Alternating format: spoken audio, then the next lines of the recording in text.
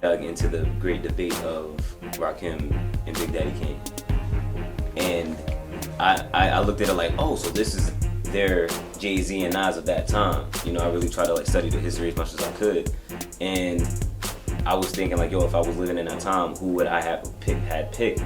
And it's not. And since then, I've ironically seen Big Daddy Kane perform and Rakim perform. That's And like man, Rakim's case. yeah, He's not a great live performer. yeah, but he's still one of the greatest MCs of all time to this day. But you know, just like the charisma that Big Daddy Kane has is the reason why Big Daddy Kane made it to my top 5 over Rakim. Not even hip hop. I love when music is timeless. So, you're 23. You've been doing this since you were about 16, am I correct? Officially? Officially? Put out music? Yeah, since I was like 16, 17. I would say 17. I know that you've been producing since you were about like 9 or 10. 8. Okay. Mm-hmm. Right. And you do most of your production on most of your projects, right? Yep. And you're considered a 75%. producer? Yep. I see you sell tracks and everything. Yes, sir. Now, how is it being an independent artist that has to do everything? It's lovely because I have all of the control, but it can be overwhelming sometimes. Do you ever, have you started reaching out? I'm assuming you started working with outside producers now? Yes. But it's really gotta like sit right with my spirits. Like I probably get maybe about 2 or 3 producers a day trying to give me a beat, but I don't want anything that I feel like I can make on my own. I made myself a promise that I was going to try to refrain from sampling until I could 100% figure out how to get a sample clear. Not only that, but with good timing too, because I don't like anything holding my music back. So I don't sample that much. Okay. But you can still sense the inspiration of, you know, soul and funk and blues within my music. Sometimes. Sometimes you can even get like EDM and electronic music in there too, because I'm inspired by many different things. You like dubstep? Oh, it's not that new. It's about like 2 years old now, but Future Bass. It is crazy.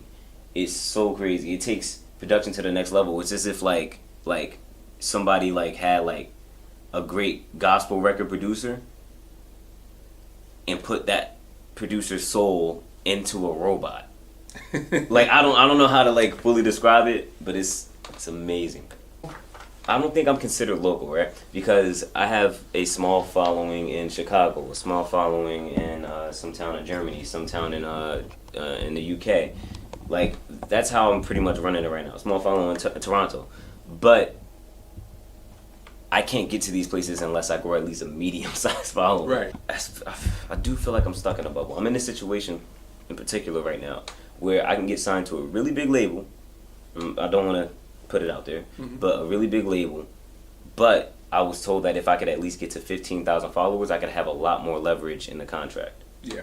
So I'm on the move of trying to get to 15,000, but in the past couple of days I maybe got like 40, which is good. But it's like I'm just looking like, yo, how like I need to go viral or something. I need to figure out how can I really get to that next level without losing myself, of course. Or you want to keep your integrity? A lot of people think that I'm pro-independent because I do everything myself, which I am pro-independent. But like being pro-black, that doesn't mean you're anti. Right. So I'm not pro-Indian doesn't I'm not anti-label. It's just about getting a better deal. Like I don't know what J. Cole's exact deal was, but he's definitely flourished as an artist and has been able to eat off of it and take care of his family. And that's what you're looking at? Yes, that's what I'm looking for. Even if it's not the best deal in the world, it's like I don't mind having a crappy job for a few years. Some people go to college for like 8 years working at McDonald's that whole time. So I'm not really going to complain about being signed for 8 years making, I guess, $1 million a year when I could have made $3 million a year. It's like sometimes you got to work harder and be humble. I see you have you got some conscious content on YouTube dealing with Trayvon and Mike Brown. Oh yeah, that was like my second mixtape though. Then I see you have it's like a minute video about weirdos. What's your connection with that whole? What's your connection with that whole vibe? Well, as far as the first video you're talking about, that was a while back, but I understand when you search something on YouTube, sometimes different things pop up. Yeah.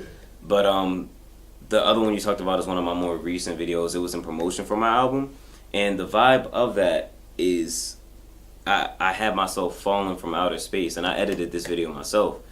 I had myself falling from outer space because I feel like to be like a weird kid or a weird person, you definitely always feel like you don't belong in this planet, or you feel like you should have been part of a different generation and stuff like that. So I wanted to capture that feeling visually, and the lyrics at that point, up until the whole minute is bully, bully, bully, you can never pull me down. Sticks and stones may break my bones, but words can never make me drown. You throw objects at my head, it just develops as a crown. Call me names and gather round, I turn that into a crowd. WEIRDO, I'm not evil like a keynote, I'll be sliding from this space.